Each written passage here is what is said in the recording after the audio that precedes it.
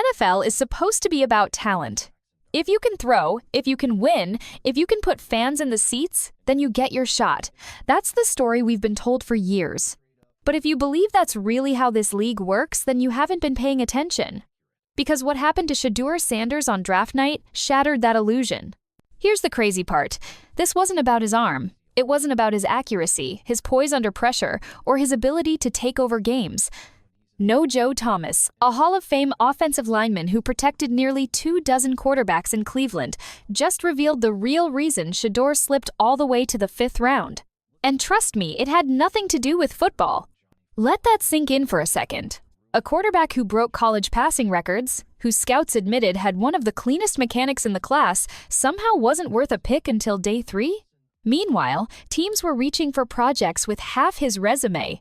The Giants, who just mortgaged their future on Russell Wilson and a rookie gamble named Jackson Dart, had the chance to grab Shedeur and didn't.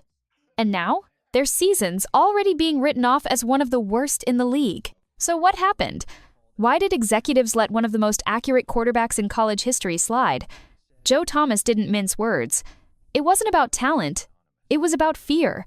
Fear of the spotlight. Fear of the name Sanders. Fear of what comes with being the son of Coach Prime. Think about it. The NFL loves order. They love prospects who show up to every pre-draft meeting, nod politely, run through the scripted interviews, and say all the right things.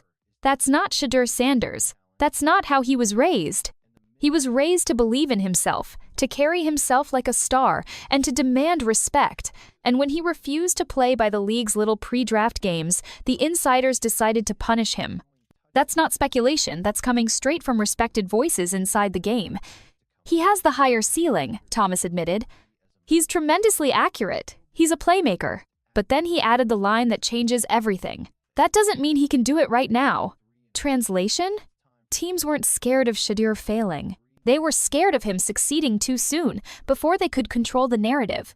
And here's where it gets even crazier.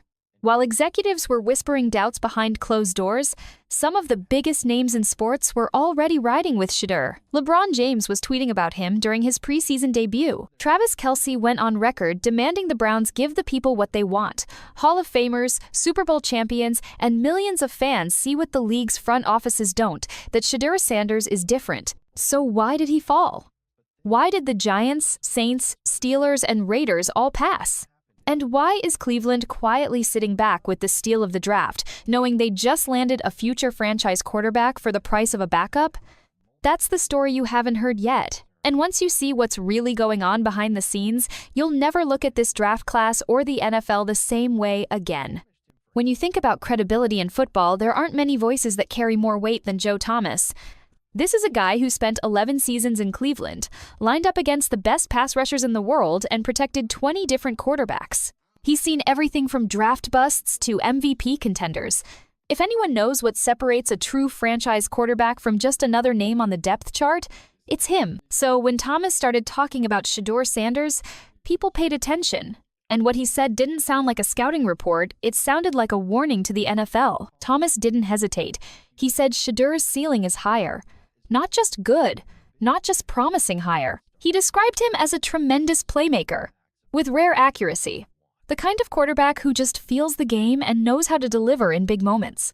Coming from Thomas, that's not fluff. That's a man who's blocked for Johnny Manziel, Baker Mayfield, Colt McCoy, Brandon Weeden, you name it. He knows what bad looks like. He also knows what special looks like, and he's saying Shedeur is special. But then came the twist. After all that praise, Thomas dropped the line that flipped the entire conversation.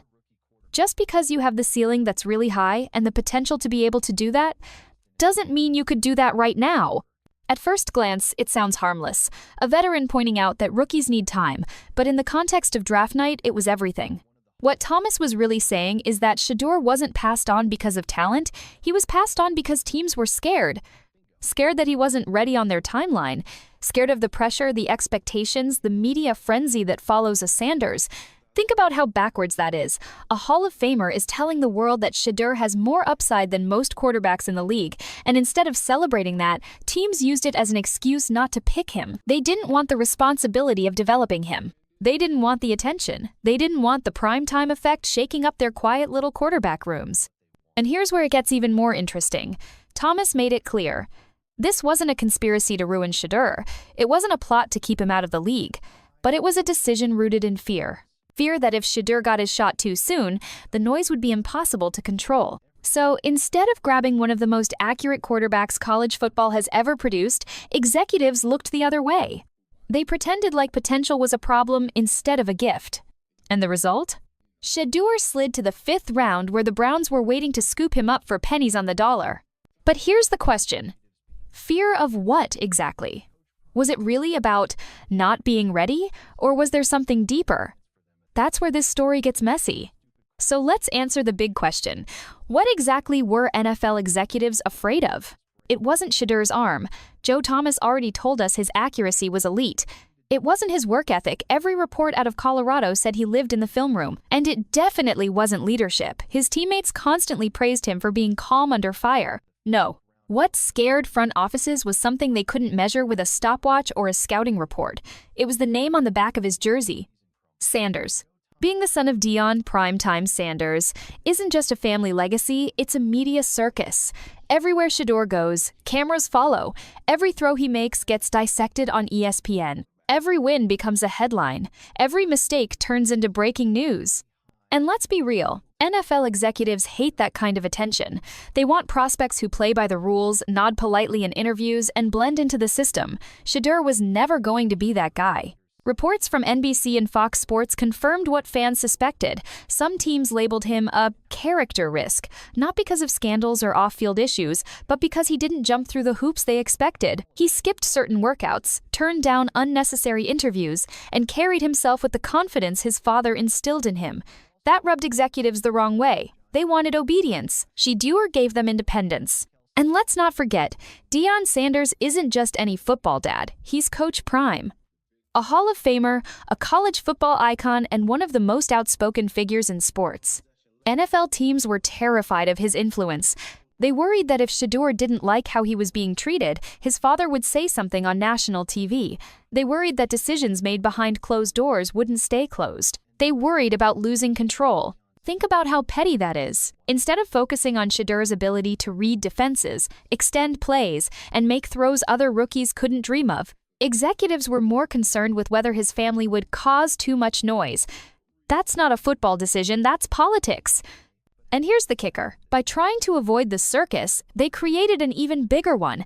Passing on Shedeur didn't silence the media, it fueled it. Every analyst, every fan, every celebrity with a Twitter account started asking the same question. Why did the league sleep on this kid? The attention only grew louder, and now every snap he takes in Cleveland gets magnified 10 times bigger. So let's call this what it is. NFL executives weren't evaluating Shedeur Sanders the quarterback, they were punishing Shedeur Sanders the son. They didn't want the spotlight, the confidence, the swagger, or the reminder that players don't have to bow down to the system to succeed. And while the Giants, Saints, Steelers, and Raiders were busy protecting their fragile egos, one team saw the opportunity and pounced. The Browns didn't just draft a quarterback, they stole a future franchise player for the price of a backup. But before we get to Cleveland's master plan, we have to talk about the Giants, the team that might regret passing on Shedeur more than anyone else. If there's one team that should be losing sleep over passing on Shedeur Sanders, it's the New York Giants. This isn't just a bad draft decision, it might go down as one of the biggest quarterback blunders of the decade. Let's set the stage. The Giants entered the offseason desperate for answers at quarterback.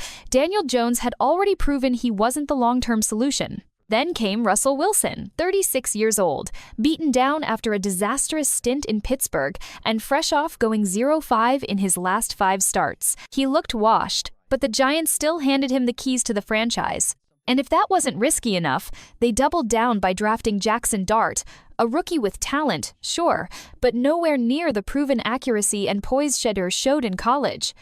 And here's where it gets ugly. The Giants have one of the toughest schedules in the league this year. 8 of their first 12 games are against playoff teams. That means Wilson, who's already on multiple, most likely to be benched lists, is walking straight into a gauntlet. And when he inevitably struggles, New York's plan is to toss Jackson Dart, an untested rookie, into the fire. Sound familiar? This is the same franchise that ruined careers by throwing quarterbacks into situations they weren't ready for. The New York media is ruthless. The fans are impatient. The pressure cooker is real. Dart isn't built for that, not yet. And the sad part? He shouldn't even have to be in this position, because Shedeur Sanders was right there for the taking. Think about it. They could have had Shedeur sitting behind Wilson, learning the ropes, waiting for his shot. When Wilson's arm gives out or the season collapses, Sanders could step in with fresh legs and elite accuracy, ready to give the team new life. Instead, the Giants ignored the Hall of Fame voices praising him and reached for a safer, more controllable option. And the media has already noticed. CBS Sports predicted the Giants will finish as one of the bottom 5 teams in 2025, citing, you guessed it, their quarterback situation. When analysts are writing your obituary before the season even starts, that's not just bad luck, that's bad planning. But here's the kicker. The Giants didn't just miss out on a quarterback, they missed out on a star. Shedeur isn't just another player, he's a magnet for attention. He puts eyes on the screen, fills stadiums, trends on Twitter. The Giants, who play in the biggest media market in the world, chose to pass on the one quarterback who could have electrified the city. Instead, they handed their future to a fading veteran and a rookie who's not ready for Broadway. And while Giants fans are bracing for another season of disappointment, one team out in Cleveland was quietly pulling off the steal of the draft. Because while New York fumbled the bag, the Browns had a plan, and it might change the NFL forever. While the Giants fumbled their shot, the Cleveland Browns were playing chess when everyone else was stuck on checkers. This wasn't luck. This wasn't an accident. This was strategy calculated, deliberate, and maybe even a little ruthless. The Browns knew Shedeur Sanders wasn't just a quarterback, he was a movement. They saw the way fans packed stadiums in Colorado just to watch him throw. They saw the media frenzy every time his name trended. They saw Joe Thomas, a Hall of Fame lineman and Browns legend, praising his poise under pressure. And most importantly, they saw a league full of executives too afraid to take the risk. So Cleveland did what smart organizations do, they waited. They didn't tip their hand. They didn't leak interest. They let the Giants, the Saints, the Steelers, and the Raiders all talk themselves out of drafting Sanders. And when the moment came, the Browns swooped in and grabbed him at a bargain. But here's the genius of their plan. It wasn't just about drafting Shedeur, it was about the environment they built around him. Cleveland didn't throw him into chaos like the Giants would have. They built a safety net, a veteran roster, a stacked defense, a coaching staff willing to adapt instead of force him into a rigid system. They gave him what every rookie quarterback dreams of, time to grow and the tools to succeed. And let's not forget the marketing angle. The Browns aren't exactly the NFL's glamour franchise. They've been the punchline of jokes for decades, known more for heartbreak than success. But with Shedeur Sanders, they suddenly had the chance to flip the narrative. A young, dynamic quarterback with a famous last name could turn the Browns into primetime television. Jerseys fly off the shelves, social media lights up. Suddenly, Cleveland isn't just another team, it's a headline. It's no coincidence that Nike jumped in, making Shedeur the highest-paid rookie in history. The Browns knew the endorsement machine would back him. They knew the spotlight would follow. And unlike those other franchises, they didn't run from it, they embraced it. Now think about the ripple effect. While the Giants are stuck in quarterback purgatory, the Browns are building around a star who could redefine their future. Fans who once gave up hope are buying tickets again. Analysts who used to mock the franchise are now calling them sneaky contenders. And every single time Shedeur steps on the field, the Browns aren't just playing football, they're proving a point. The message is simple. Cleveland believed when nobody else did. And if Shedeur becomes the franchise quarterback many think he will, the Browns won't just be celebrating wins, they'll be celebrating the heist of the decade. But before Shedeur can rise to that level, there's one more storm he'll have to face. Because as much as the Browns are protecting him, the NFL has a way of testing rookies in ways no one expects. Here's where things get strange. For all the hype around Shedeur Sanders, the Browns made a decision that left fans scratching their heads. Despite being the most talked about rookie in football, Shedeur wasn't getting first-team reps in the preseason. He wasn't being put on the field as much as expected, and that's when whispers of a preseason conspiracy began to swirl. Fans couldn't believe it. How could a quarterback this polished, this accurate, this ready for the spotlight be left holding a clipboard while veterans with half his upside took the snaps? Social media lit up with speculation. Some believed the Browns were deliberately keeping him under wraps, not wanting to reveal too much before the regular season. Others thought it was a quiet rebellion from NFL executives, maybe league pressure to slow down the Sanders hype before it got out of control. And honestly, both theories make sense. The Browns had every reason to play it safe. Protecting Shedeur from unnecessary hits in meaningless games was smart business. Why risk an injury when the real season hadn't even started? But the other angle, well, that's where it gets interesting. Remember, NFL executives had already shown their unease with Shedeur's name, his confidence, and the media circus that followed him. If he had dominated in preseason against second-string defenses, the calls to start him week 1 would have been deafening. The Browns may have been pressured to keep things quiet, to ease him in rather than let the firestorm explode too soon. Even insiders were puzzled. Joe Thomas, the same Hall of Famer who vouched for Shedeur's talent, openly questioned why the rookie wasn't getting more live reps.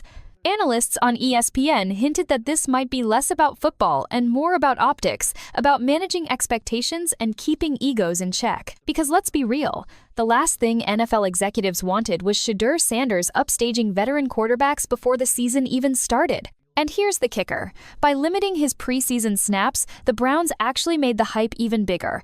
Instead of fans seeing Shedeur struggle through rookie mistakes, they were left with mystery. All anyone could talk about was potential, what he might do, what he could become, how dangerous he'd be once the leash came off. It was like holding back a superstar musician from rehearsals just to make their debut performance even more electrifying.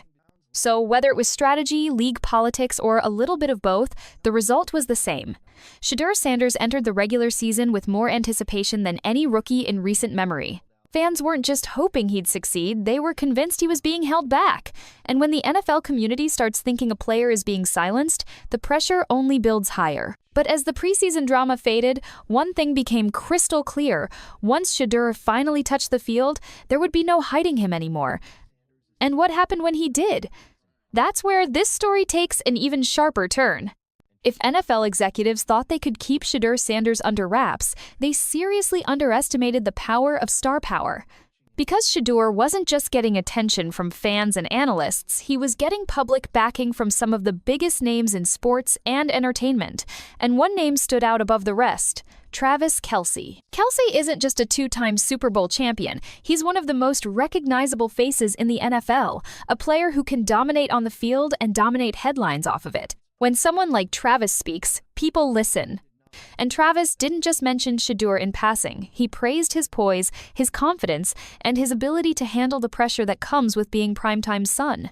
That kind of endorsement matters. In a league where image is everything, having one of the NFL's biggest stars publicly co-sign you is like gold. It wasn't just a football opinion, it was a cultural stamp of approval. Suddenly, Shedeur wasn't just the Browns' rookie quarterback, he was being framed as the league's next superstar in the making. And Kelce wasn't alone. Celebrity attention started pouring in from everywhere. Rap icons, NBA stars, even Hollywood figures began posting about Shedeur, hyping his potential before he ever played a regular season snap. Social media clips of his college highlights resurfaced, with captions like, "The NFL ain't ready for this kid." It was more than just buzz, it was momentum. For NFL executives already uneasy about the Sanders spotlight, this was their worst nightmare. The more celebrities rallied behind Shedeur, the less control they had over the narrative.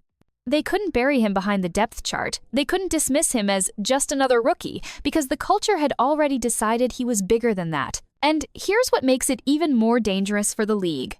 Shedeur himself wasn't chasing the attention. He wasn't out there begging for celebrity validation. It was coming to him naturally. Stars were drawn to his calmness, his maturity, and yes, his swag. The very qualities that executives feared were the same qualities that celebrities loved. Even Nike leaned into it, rolling out campaigns that positioned Shedeur not as a rookie, but as a generational figure. Jerseys sold out. Kids in playgrounds started mimicking his throwing motion. In a matter of months, Shedeur went from potential franchise quarterback to cultural phenomenon. And that's the power of backing. When stars like Travis Kelce stand behind you, when the culture itself decides you're worth watching, the NFL can't control the narrative anymore. The hype becomes too big, too loud, too unstoppable. But if the celebrity attention was fueling Shedeur's rise, the pressure to perform only grew heavier. Because once the spotlight locks in, there's no turning it off. And when the regular season began, everyone wanted to know, could Shedeur Sanders live up to the mountain of expectations? When you strip away the touchdowns, the draft drama, and even the celebrity endorsements, the Shedeur Sanders story is about something much bigger than football. It's about how institutions react when someone challenges their control. It's about culture versus conformity, and it's about a young quarterback carrying the weight of expectations far beyond his years. Let's be real, Shedeur's draft slide was never just about X's and O's. It was a reflection of how the NFL, a league obsessed with image and hierarchy, responds when someone refuses to play by its unspoken rules. The league wanted Shedeur to bow down at the combine, to jump through hoops at private workouts, to let executives poke and prod him like a test subject. But Shedeur, guided by his father Dion, chose to handle things differently. That decision shook the old guard to its core. And here's the truth. This isn't just about Shedeur. His journey represents every athlete, every player, every person who refuses to compromise their values just to fit a mold. By betting on himself, Shedeur became more than just a quarterback. He became a symbol. A symbol for individuality in a league that craves uniformity. A symbol for belief in one's own path, even when the so-called experts label you difficult or risky. That's why Joe Thomas's words hit so hard.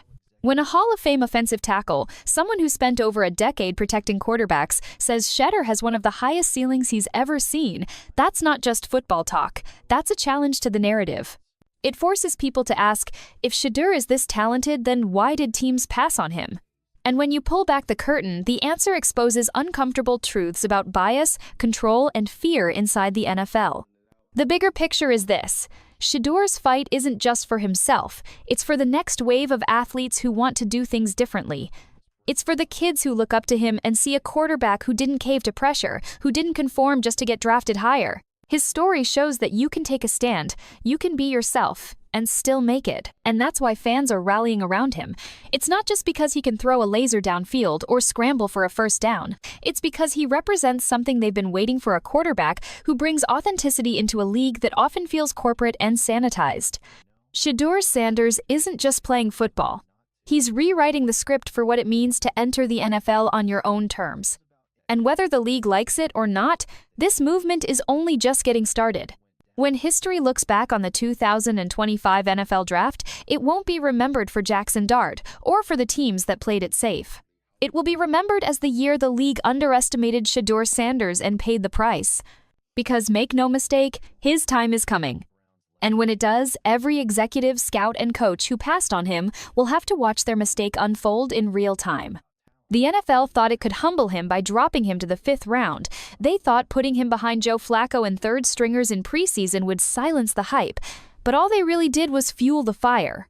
Every slight, every doubt, every whispered character concern has only built a chip on Shedeur's shoulder the size of a stadium. And quarterbacks with something to prove? They're the most dangerous kind. We've already seen glimpses of what he can do. That first preseason game against Carolina wasn't just a fluke, it was a warning shot. Smooth accuracy, calm under pressure, touchdowns that had LeBron James tweeting in real time. That wasn't hype, that was a preview. And when Shedeur gets the keys to Cleveland's offense, it won't just be about winning games. It'll be about rewriting the story the league tried to tell about him. The payback won't come in the form of angry press conferences or bitter words. It'll come on the field one completion at a time, one touchdown at a time, one win at a time. Every pass he throws will be a reminder to the Giants, the Saints, the Steelers, and every other team that second-guessed him, you messed up. You let your fear of the Sanders name outweigh your love of talent. You chose control over greatness. And now you'll have to watch him thrive somewhere else. Think about the irony. The Giants are staring down a brutal schedule with a washed Russell Wilson and a rookie who isn't ready for the spotlight. The Saints are stuck with no long-term answer at quarterback. The Raiders are still pretending to have a plan. Meanwhile, Cleveland quietly stole the future for the price of a backup. That's the definition of poetic justice. But the real payback goes beyond football. It's cultural, it's generational. When Shedeur succeeds, it proves that athletes don't have to play by outdated rules to make it. It proves that confidence, individuality, and family backing aren't liabilities, they're strengths. And that will change how the next wave of players approach their journey. So what's next? Simple. Shedeur Sanders is going to get his shot. Maybe not today, maybe not tomorrow, but when that moment comes, he'll be ready. And when the cameras are rolling, when the lights are brightest, when the pressure is highest, he'll do what he's always done, silence the doubters. The NFL tried to humble Shedeur Sanders, But in the end, all they did was set up the greatest revenge story the league has ever seen. And trust me, the payback is coming. If you enjoyed today's breakdown and want to keep up with all the drama, trades, and behind-the-scenes action in the NFL, then don't forget to hit that like button. It really helps this channel grow and lets us know you love this kind of content. And hey, don't keep it to yourself. Share this video with your friends, your group chats, or anyone who loves football as much as you do. The more the conversation spreads, the better it gets. Most importantly, if you haven't already, make sure you subscribe to the channel and tap the notification bell. That way, you'll never miss when we drop fresh stories, wild rumors, or breaking updates that the mainstream media won't talk about.